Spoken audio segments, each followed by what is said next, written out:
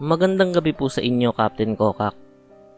Ako po si Mang Ernesto, 68 anyos, tubong San Felipe, Zambales. Matagal na po akong sabongero. Bata pa lang ako, sumasama na ako sa lolo ko sa sabungan. Pero may isang karanasan ako noon. Mga 15 taon na ang nakalipas, na hanggang ngayon ay hindi ko pa rin makalimutan. At siguro, hindi ko na rin talaga makakalimutan habang ako'y nabubuhay. Linggo yun, kasagsagan ng summer. Maalinsangan ng panahon at punong-puno ang sabungan. Lahat ng sabongero ay naroon, kilala at baguhan. Biglang dumating si Ka Lucio, isang matandang sabongero na bihira naming makita.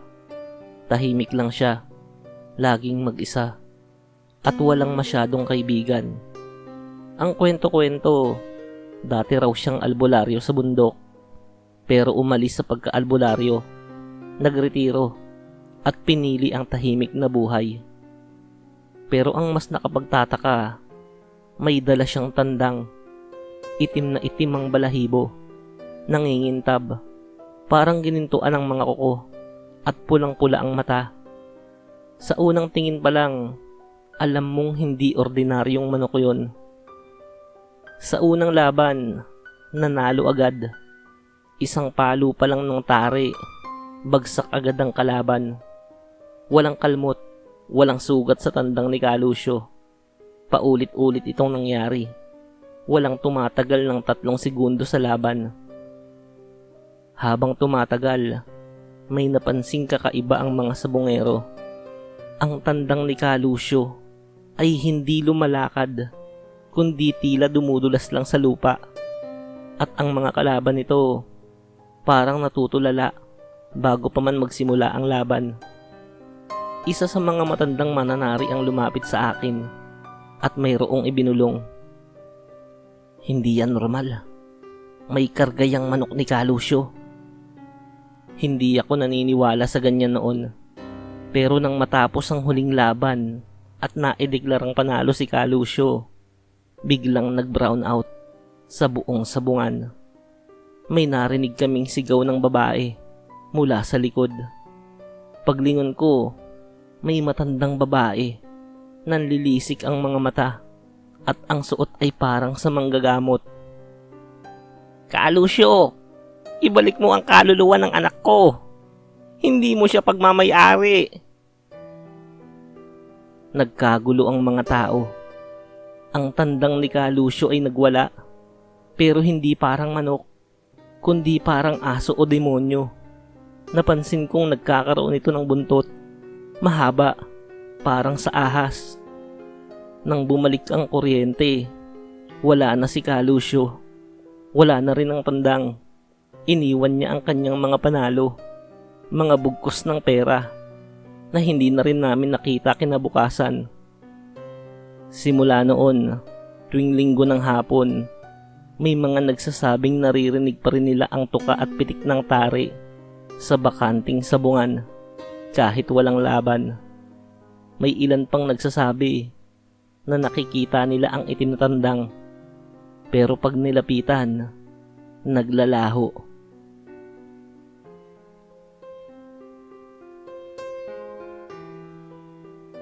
Magandang gabi po, Captain Kokak. Ako po si Bogs, dating mananari dito sa Nueva Ecija. Isa sa mga pinaka hindi ko malilimutang karanasan ay nang maimbitahan akong sumama sa sabong sa lugar na hindi ko na rin matandaan ang eksaktong pangalan. Gabi na noon at pauwi na sana ako galing sa talyer. May tropa akong nag-alok. Sabi niya may secret sabong daw sila. Big time ang mga mamumusta at mga imported ang manok. Hindi raw alam ng barangay. Sabi ko, teka lang, baka delikado. Pero nang marinig ko na ang entry fee ay libre at may libreng pagkain pa, napa-oo na ako. Sumakay kami sa tricycle. Mga 30 minuto ang biyahe. Nakarating kami sa isang makipot na kalsada na may damuhan sa gilid. Walang ilaw, pero pagdating namin sa mismong sabungan, Maliwanag na maliwanag. May sound system. May mga lalaking nakabarong. May announcer pa. Akala ko fundraising ng politiko. Pero kakaiba ang atmosphere. Tahimik. Walang yabangan. Wala rin halos usapan. Puro titig, iling, at bulong lang ang mapapansin mo. Tiningnan ko ang mga manok. Puro may balahibong tila pilak. At ang iba ay pula o berde ang mata. Napansin ko rin na hindi natatalo ang manok ng isang matangkad na lalaki na may suot na sombrero. Sabi ng kasama ko, kilala raw siya bilang general. Pero walang nagtatanong kung ano ang talagang pangalan niya. Nang ako ay sumubok pumusta, nanalo ko. Una, 5, sumunod 12, hanggang sa lumaki na. Pero noong ika-4 na panalo ko, lumapit ang isang bata sa akin. Tila putik ang kulay ng buong katawan niya. Sabay may ibinulong. "Huwag kang tatanggap ng pera, kuya. Umalis ka na habang kaya mo pa." Paglingon ko, wala na siya. Pagbalik ko sa upuan ko, ang mga tao sa paligid ko ay hindi na mukhang tao. May matulis na tenga. May dilaw ang balat. May nakalabas ang dila at humahaba. Tinignan ko ang hawak kong panalo. Mga dahon na lang yun. Tumakbo ko palabas. At doon ko lang napansing wala na ang kasama kong tropa. Nasa gitna na lang ako ng damuhan. Wala na ang sabungan. Wala nang ilaw. Wala nang musika. May tricycle na dumaan. At nang tanungin ko ang lugar, sabi niya, "Dati may sabungan dito. Nasunog 10 taon nang nakakaraan. May mga taong nawala raw sa loob ng sabungan na yon. Hanggang ngayon, hindi pa nakikita."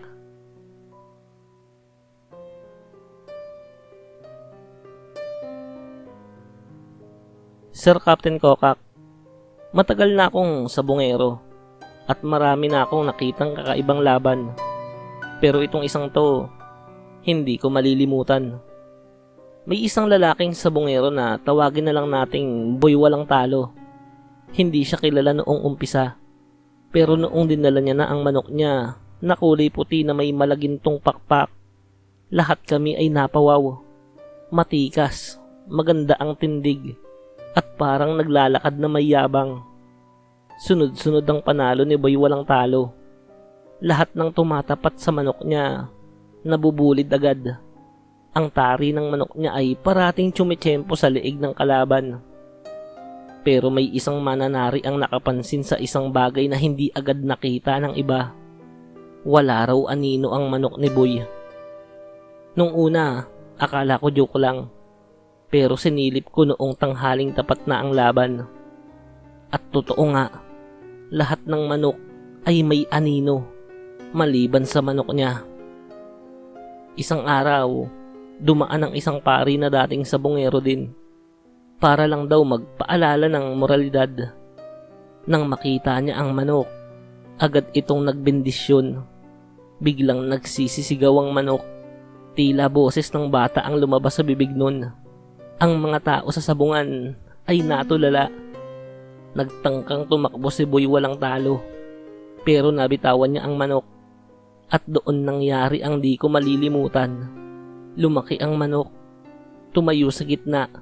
Nag-anyong isang batang lalaki. Nakahubad. May mga bakas ng sugat sa katawan. At sabay sabi nito, "Ibalik niyo ang kaluluwa ko." Lumindol ng bahagya. Pagkatapos nun, hindi na nakita si Boy Walang Talo. Ang katawan niya ay natagpuan sa ilog makalipas ang 3 araw. Kalahati na lang ang katawan at wala na ang kanyang mga mata. Simula noon, bawal na sa amin ang tumanggap ng bagong sabungero na may manok na hindi pa nakikita sa lugar. Kapag may bagong dating, tinitingnan agad sa ilalim ng araw kung may anino o wala ang kanilang mga manok.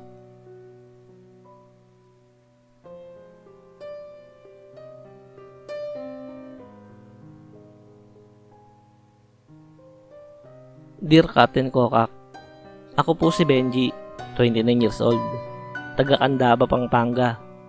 Isa po akong sabongero noon. Pero matapos ang nangyari sa akin noong 1 taon, hindi na ako muling lumapit sa kahit anong sabungan. Nangyari ito noong undas. Nangyayain ako ng kaibigan kong si Resty na pumunta sa sabungan sa Barangay Mayumo. Sabi niya, may espesyal daw na laban doon.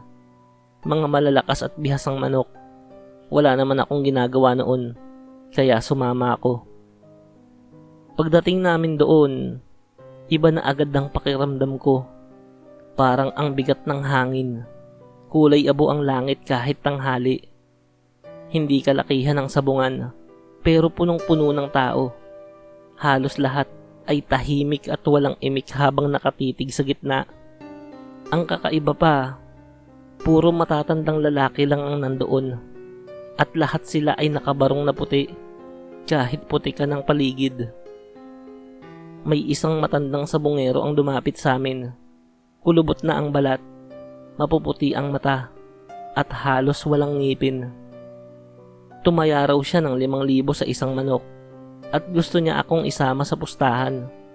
Sabi niya, "Pag nanalo to, doble pera mo, pero may kabayaran." Dahil sabik ako sa panalo, tinanggap ko ang alok nito. Pinaglaban ng 2 manok, isang itim at isang puting may pulang palong. Sa unang sultada pa lang, tumilapon agad ang itim. Panalo ang puti. Napasigaw ako sa tuwa. Pero nang bumalik ako sa matanda para kunin ang parte ko, wala na siya.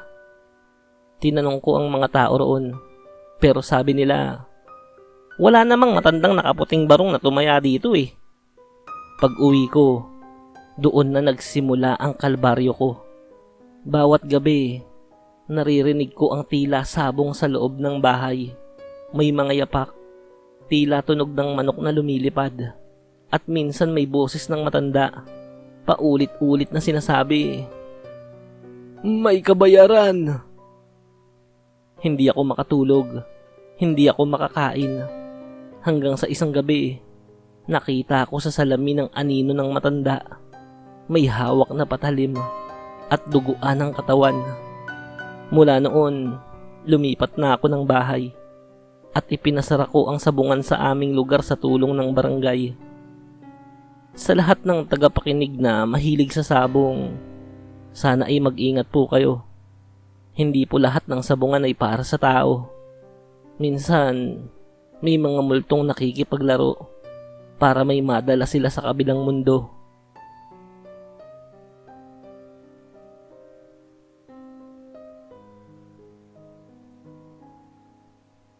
Dear Captain Kokak, ako po si Lando, 36 years old, taga Batangas.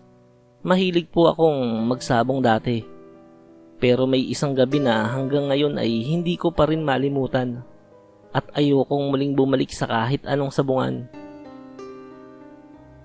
Nangyari ito sa lumang sabungan sa San Miguel na sinasabi ng ilan ay isinara na raw dahil sa sunog. Pero noong gabing yun, bukas ito. May laban daw ng mga panabong na champion at walang talo. Hindi ko napigilang puntahan. Pagpasok ko pa lang, kakaiba na ang tunog ng mga manok. Parang hindi sabik sa laban, kundi ay gutom. May isang manok doon na agad kong napansin. Malaki, kulay itim, at may makintab na balahibo. Pero ang hindi ko maintindihan, wala yung ulo. Akala ko ay ilusyon lang. Baka may takip. Pero nang lumapit ako, wala talaga. Lumalaban siya gamit ang katawan. At kada kalaban niya, tinutuhog niya ng tuka na tila hindi nakikita. Ang mga tao roon ay tahimik. Walang sigawan. Wala ring pustahan. Parang mga anino lang na nakatayo sa paligid. Nang subukan kong tumalikod at umalis, hindi ko na makita ang pintuan. Napapalibutan na ako ng dilim. Tanging ang tunog ng pakpak at tila tawang malalim ang naririnig ko. hanggang sa may bumulong sa likod ko. "Sumali ka na. Isa ka na sa amin." Paglingon ko, lahat ng naroon ay nakatingin na sa akin. Magkakamukha silang lahat at nakangisi. Hindi ko alam kung paano ako nakalabas. Nagising na lang ako sa kalsada, sa tapat ng lumang sabungan. Pero mula noon, bawat panaginip ko, nandoon ang manok na walang ulo, nakatingin sa akin, gamit ang hindi nakikitang mga mata, at hinihintay ang aking pagbalik. Kung may nakakaalam man tungkol sa sabungan na yon, huwag nyo nang tangkaing puntahan. Hindi na para sa tao ang mga laban doon.